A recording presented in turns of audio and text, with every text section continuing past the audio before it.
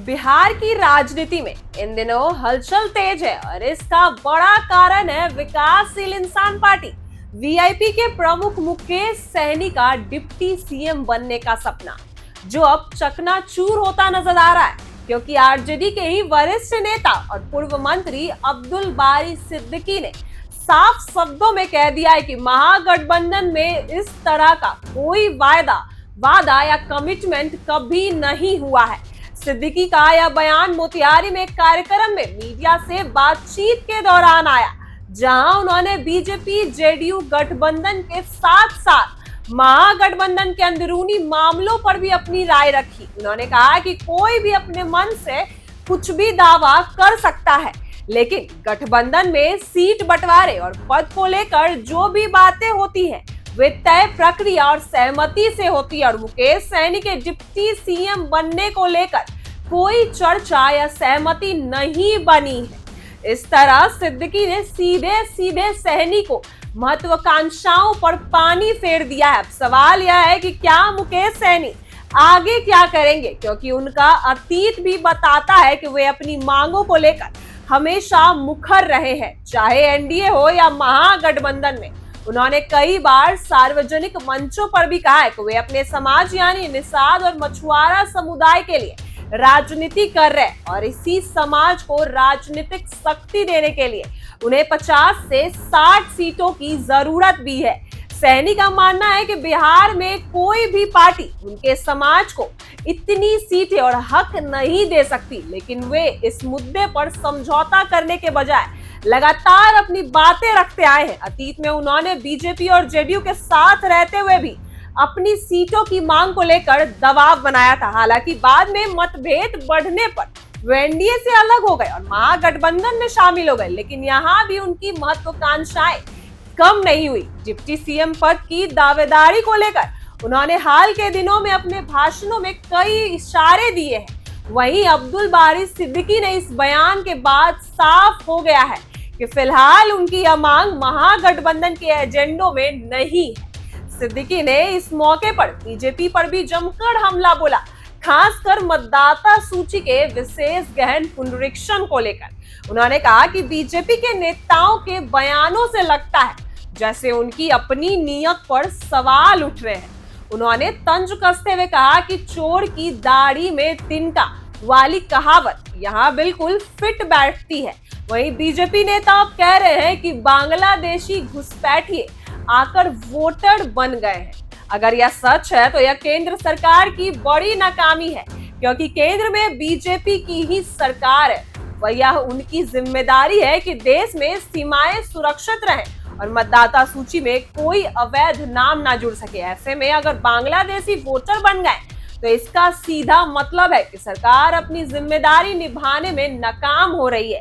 इसके साथ ही उन्होंने बिहार सरकार और मुख्यमंत्री नीतीश कुमार को भी आड़े हाथों लिया। उन्होंने कहा कि चुनाव आते ही घोषणाएं करने लगते हैं, घोषणाओं की झंडे लग जाते हैं। नीतीश कुमार ने पेंशनधारियों के बैंक खाते में 1100 रुपए भेजने की घोषणा कर दी। नकलची सरकार है, लेकिन जनता सब समझती है यह कदम चुनावी लाभ के लिए उठाया जा रहा है।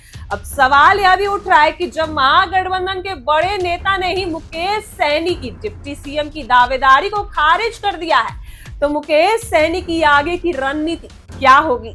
राजनीतिक जानकार मानते हैं कि मुकेश सहनी इतनी आसानी से पीछे हटने वालों में से नहीं है।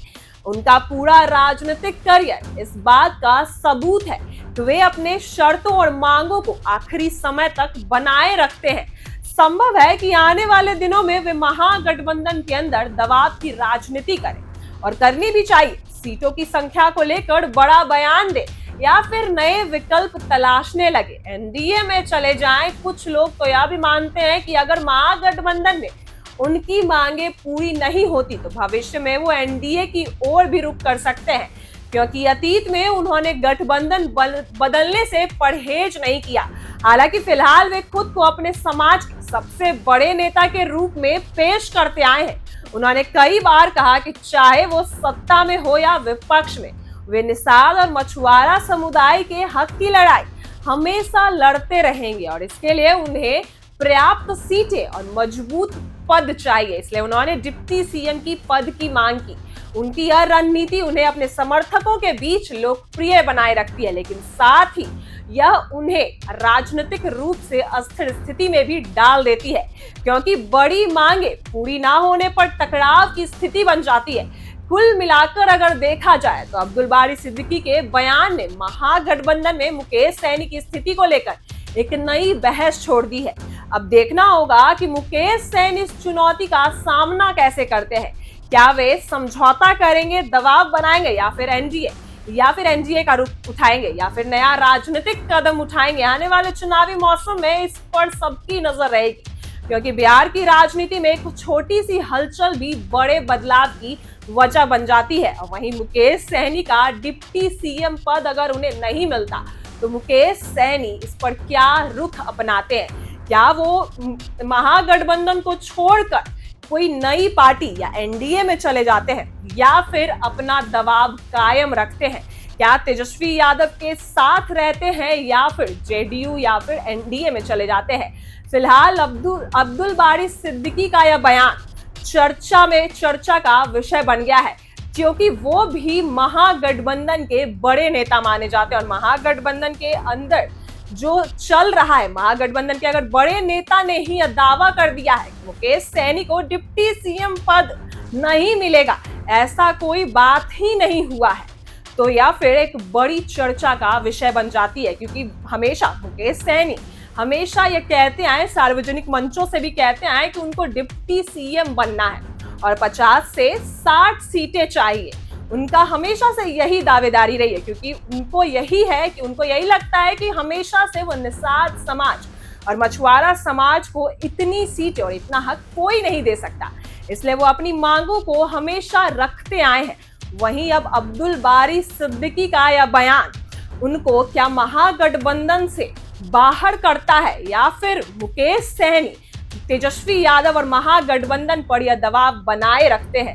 यह तो आने वाले दिनों में खुद पता चल जाएगा। फिलहाल ऐसी ही वीडियो के लिए बने रहे हमारे साथ। आप देख रहे हैं इनसाइडर लाइव।